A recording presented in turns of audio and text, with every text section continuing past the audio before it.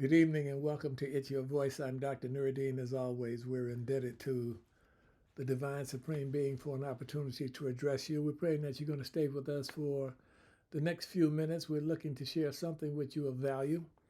Hopefully, you can take this and use this into your life immediately, and it should make a difference. I want to bring to your attention tonight the importance of alkalizing your blood, focusing in our attention to a great degree on acid and how acid pretty much is the only one disease that we really have.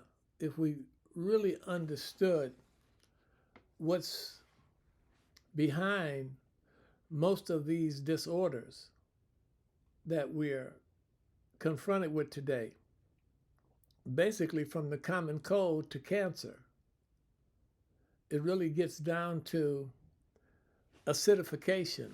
The body is acidic, the tissue is acidic, the organs are acidic. The system has become overly acidified, and as a result of that, tissue starts breaking down. Where primarily does this start? It all goes back to digestion and elimination. It's going to always go back there and be predicated on digestion and elimination. These are the two most important things that have to be going on in the body. This will not change. It's not going to change. As long as you are alive, as long as you have a body, as long as you have body chemistry, this is going to be a reality. Until we come to the belief that digestion and elimination are the two most important functions that have to be taking place in the body, and then start working to improve digestion and elimination, then the complications and the problems will not go away. The aging process will be escalated. The more you hold on to waste material, the more the aging process is going to be escalated in the body. This is a fact. It's not going to change. That's not going to change. It's going to remain the same until you decide that you're going to change the situation. Here's a disturbing thing for me, particularly when I consider people in the South. The southern part of the United States.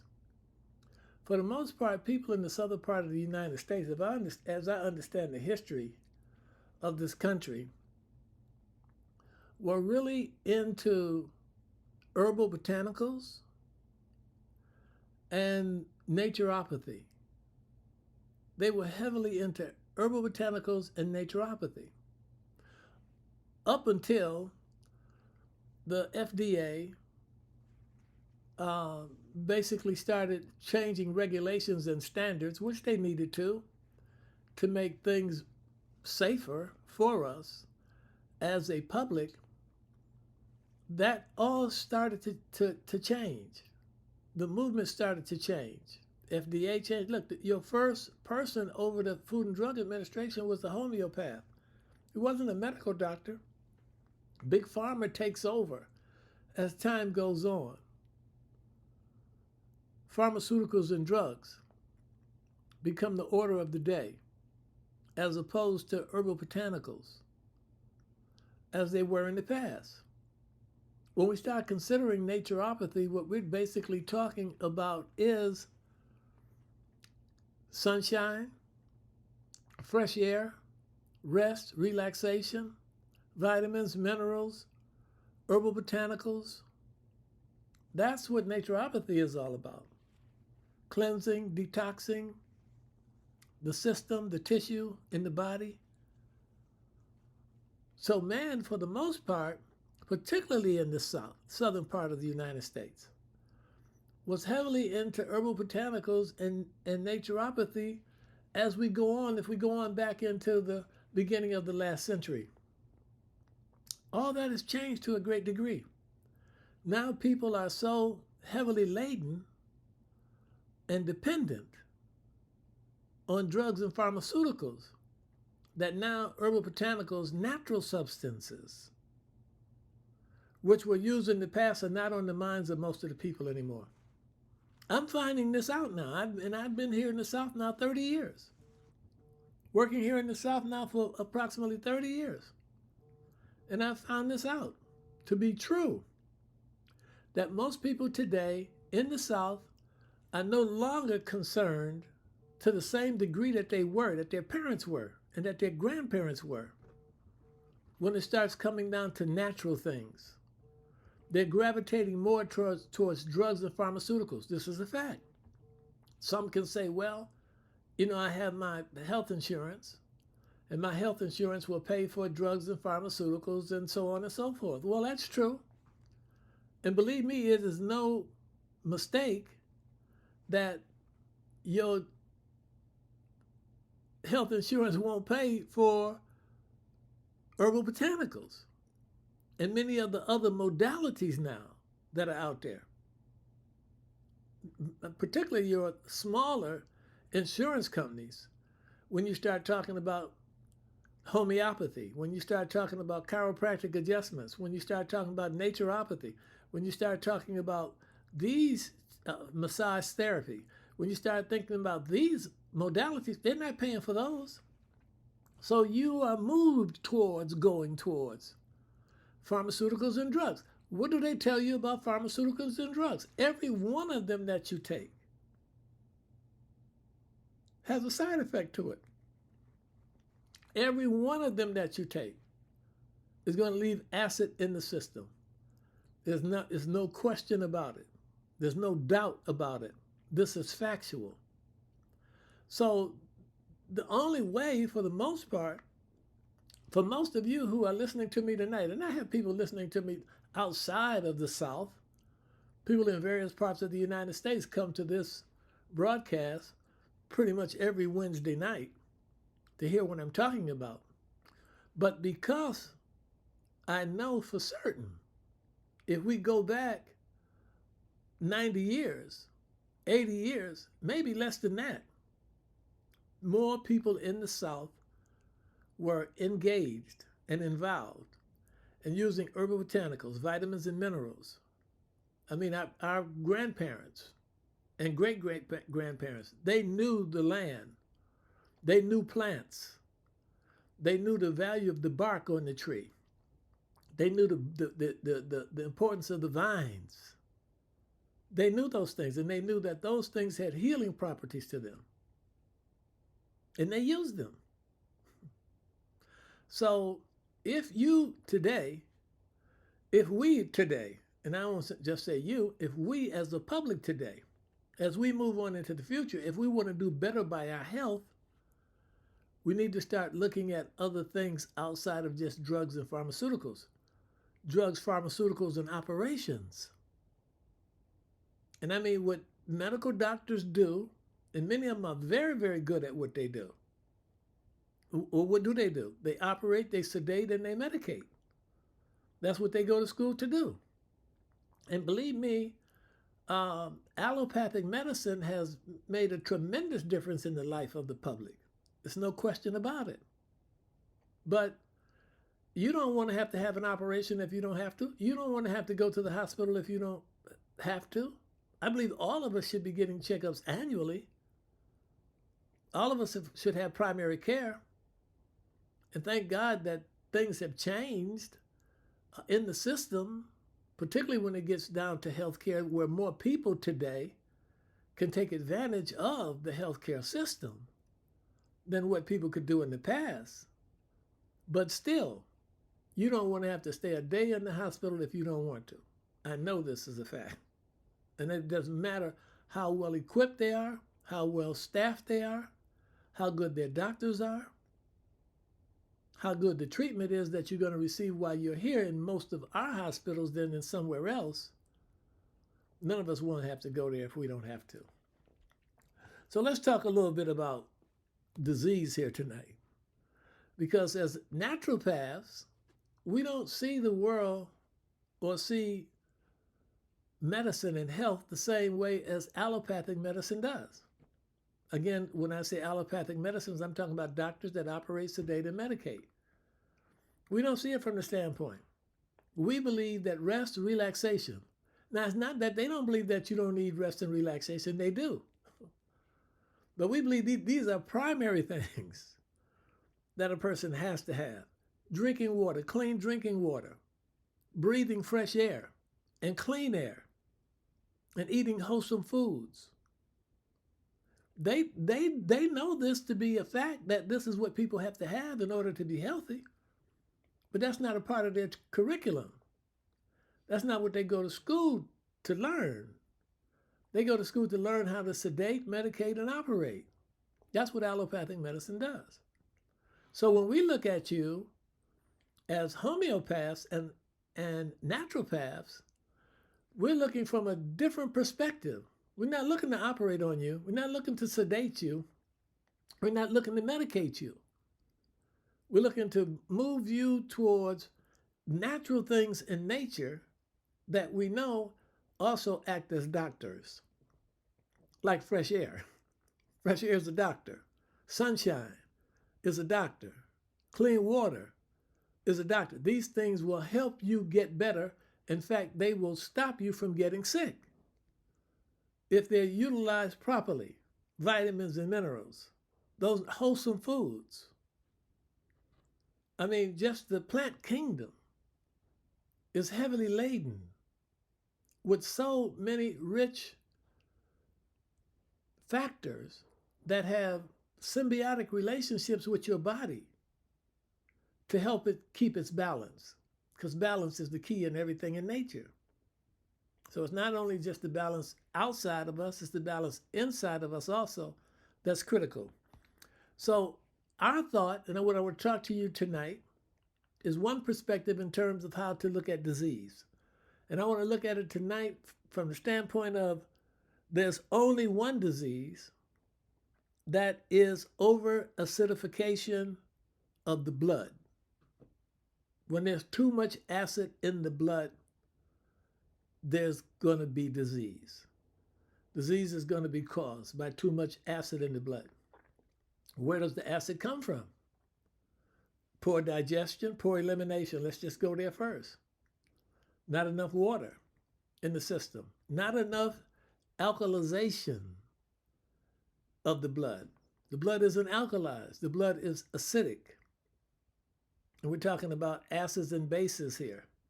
And I don't want to get into the technical terms here tonight to address that, but suffice it to say that you need to be more alkaline than acid more of the time.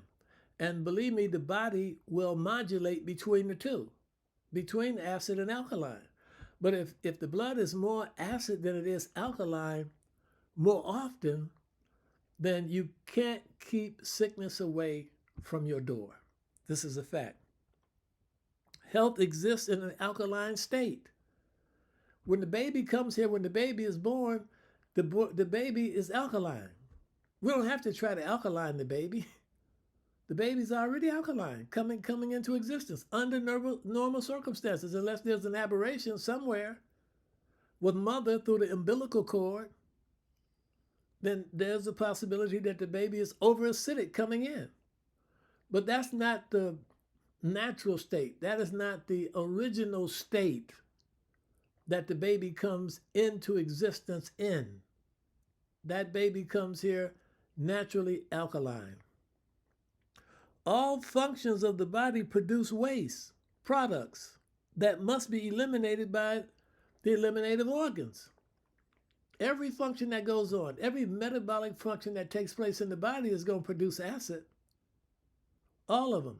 What do you mean? Seeing, hearing, smelling, tasting, touching. These are processes. These processes require the body to use energy.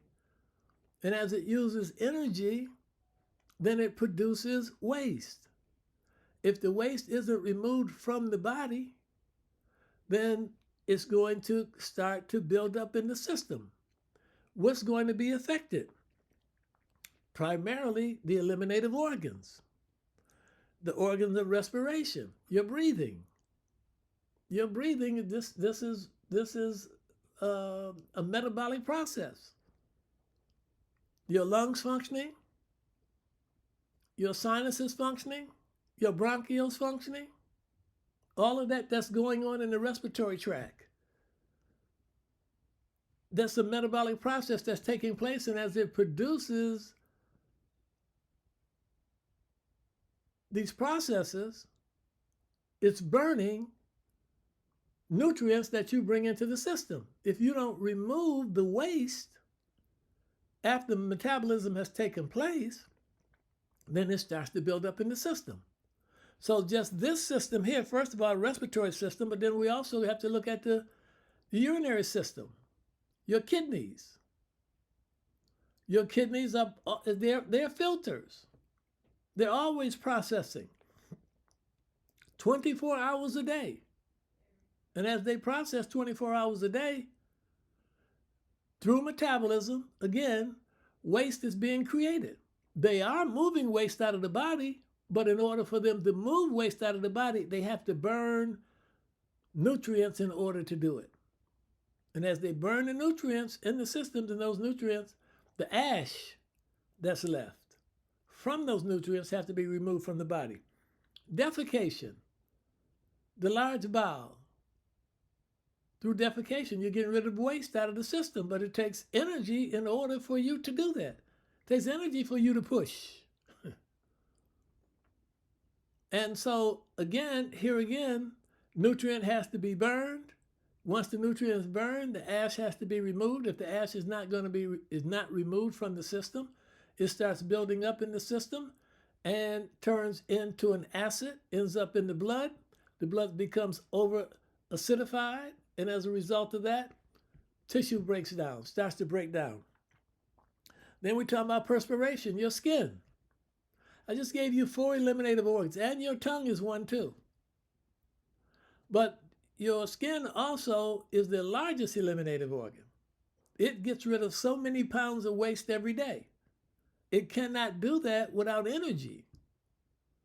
And the energy that's needed is taking place as a result of nutrients that you're taking into the system. So I'm sure you get the gist now of what I'm sharing with you.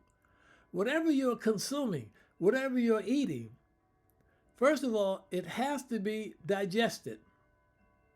If you're not, you can be eating and starving. What I mean is the tissue is not getting the nutrients that it needs in order for it to be healthy. So the next thing is you got to make sure that once that nutrient is burned, then it's eliminated. It has to go out of where? These tracts of elimination. Your lungs,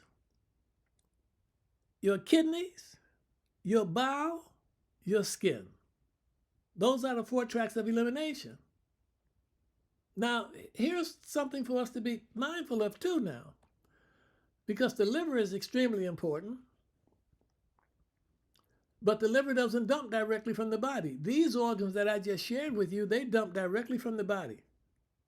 You know, your kidneys get rid of, through urination, they get rid of waste directly from the body. Your bowel, through defecation, directly from the body. Your skin, through perspiration, directly from the body. Your lungs, through respiration, directly from the body. But the liver is a filter too. It's filtering the blood. It has to filter the blood. But it doesn't dump directly from the body. So if the bowel isn't open and your kidneys are not working properly, you're going to have problems with your liver. And as many of you know who've been listening to me for years, you know the liver is, or someone else, the liver is responsible for at least 500 different functions in your body. Also, what you have to be concerned about also is the lymphatic system. Again, it acts as a vacuum cleaner to help clean up the system. But it doesn't dump directly from the body either. It has to dump into the bowel. or it's also using the skin to get rid of waste.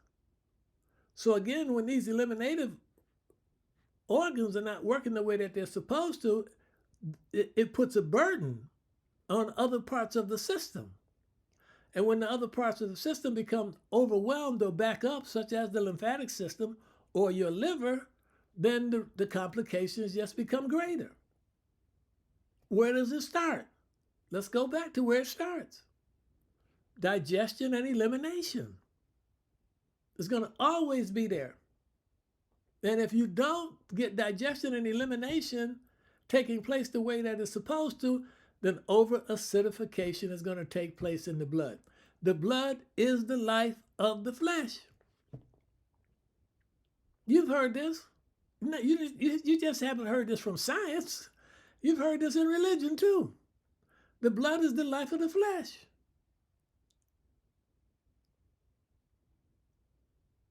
So if the blood isn't clean, then the problems and the complications start. If not eliminated, this waste, the waste goes into the connective tissue and the fatty tissue. That's where the body is going to store it at. Doesn't it? Let's consider how many people are overweight in this country. Do you know up to 60, 65, 70% of the people are overweight? I mean, you can stand on any corner today or stand in any mall today at the door and watch folk come in. And you start to see at least 3 out of 5, maybe 4 out of 5 are overweight. Well, what is the overweight coming from? Acidification, waste material in the fat cells, in the fatty tissue, and in the connective tissue. Why is it there? Because it wasn't digested and eliminated. Digestion didn't take place, elimination didn't take place. The person kept eating and eating and eating, but these two major processes weren't going on as they're supposed to. So as a result of it, weight gain set in. Liver wasn't functioning properly. Why? Digestion and elimination weren't taking place the way that they're supposed to. So what do you have to do here? Let me say right now, at halfway through here, maybe more than halfway through here, what a person needs to do. You need to start using oral enzymes with your meals. Pay attention to what I'm saying to you. Just this one thing can start making a tremendous difference in your health. Improving digestion. And as you improve digestion, you improve elimination. The two go together. If elimination is good, digestion will be good. If digestion is good, elimination will be good. One of the main things that have to be clean in order for digestion to be good is the liver. Everything that comes into your body is going to your liver. That blood flow is going to your liver. The liver is, all the blood is going through the liver. What, every 11, 12 minutes they say everything is going through the liver? Once the food comes into the stomach and ends up in the small intestines, it's going to move from the small intestine through the portal vein to the liver. Everything. So if the liver isn't clean and it's the filter and it just keeps piling up and piling up and piling, this is why fatty liver is such a huge problem for so many people today. Almost what? I know we're saying 30 to 35% of the public has a fatty liver. I'm talking about globally. Maybe 2 billion people throughout the globe. So we're heavy right here in the U.S. Fatty liver. Most of you are starting to hear this more and more from your doctors. You didn't hear this 10 years ago, 15 years ago, 20 years ago. I'm talking about the terminology of fatty liver, like you're hearing it today. and how big of a problem it is for us today. So the connective tissue and the fatty tissue are targets for the waste. Why? Because elimination and digestion are not taking place. The brain, and primarily the liver, is going to store it somewhere. Look, this body is an intelligent mechanism. There's nothing stupid about this body. It is intelligent and it's functioning based on laws. You can't violate those laws and not be penalized. None of us. It doesn't matter whether you're a saint, whether you're a sage, whether you're a prophet, whether you're a messenger, whether you're a preacher, whether you're a rabbi, whether you're an imam, whether you are a doctor, whether you are a lawyer, whether you are a scientist. It doesn't matter what your profession is. If you violate these laws that govern over the cellular structure, you will be penalized with what? Sickness. Sickness is the penalty. Where does it start? Poor digestion, poor elimination. So I'm telling you again, one thing, oral enzymes, start to use oral enzymes. Enzymes are at the base of everything. Nothing happens in this body without enzymes. They are the spark of life. So you need enzyme every time you sit to eat. Any major meal, and even for those of you who are snacking. Most of you haven't used digestive enzymes with your meals. You've been depending on your body to do all of the digestion. As your body ages, metabolic enzymes, which are actually produced by the body, decrease as the body ages. So as the body ages, then those metabolic enzymes slow down in terms of productivity. So as they slow down, now digestion becomes even more impaired. And then with the diet that we have today, of what? Processed foods, homogenized, pasteurized, baked, fried, broiled. Let's just say cooked. That's pretty much what everybody's eating. Trans fats, potato chips, corn chips, French fries. Most all of your condiments are heavy with sugar and salt. You know I'm telling you the truth. Pizza, pasta, cakes, cookies, rolls, cereal. This is the diet of most people in America today. And we wonder why we're overweight. We wonder why the diabetic condition is as it is. I'm telling you why right now. The simple carbohydrates. I just had someone just call me and said, Dr. Nerdy, I just went to your website. I was looking for something to help me with diabetes. So I said, well, you have to go over here and look at this system over here. Because there's no one thing in there. Why? There's no one thing that caused the diabetes. That's another thing. You know, we think that there's one thing, there's no one thing that caused cancer. There's no one thing that caused diabetes. And many of these other, I'm just giving you extreme conditions right now. Many of these other problems that we have, there's no one thing that caused them. So there's no one thing for me to point you to. So I said, no, you have to go over here and look at this system. You know, what does the system do? I said it deals with digestion, it deals with elimination, it puts friendly flora into your system, and it deals with circulation. That's where you got to start. And then I said on top of that, it gets down to how much water are you drinking? Do you exercise? How much rest do you get? Do you relax? These are the other factors that come into place. But what really was he looking for? The magic bullet. Where's this one thing up here on your site that I can reach and get to that's going to satisfy my problem? There's no one thing up there. Where you got to start is with that gut formula. Down here in your gut. That's exactly what I'm talking. You got to go to that gut formula there. That's what you need. That's where you got to start. Because until you get digestion and elimination primarily working again for you, you can't bring balance back into the system. So you can continue on eating the way that you want to eat without digestive enzymes. But if you want to preserve your health and keep your health and build better health, it's in your best interest to use digestive enzymes daily with your meals. It doesn't matter where you get them from, whether you get them from my website or not.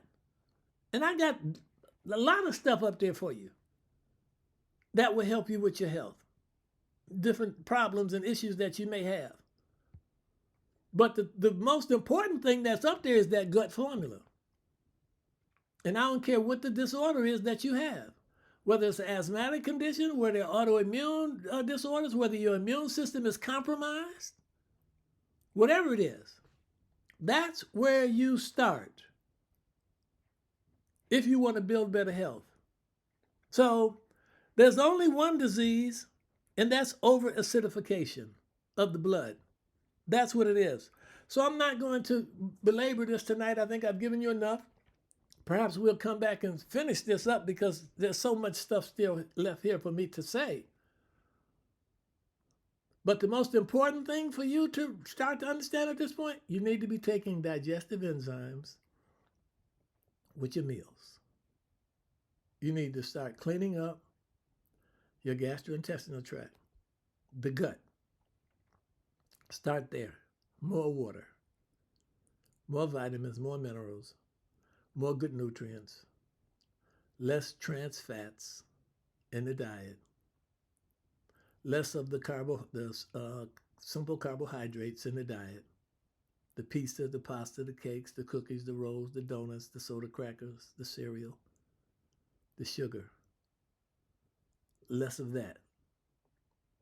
And then make sure whatever you're eating, whether you're eating meat, red meat, or whatever you're eating, the most important thing is it digesting? And people say to me all the time, I think I ought to get off meat. That's not necessarily the issue.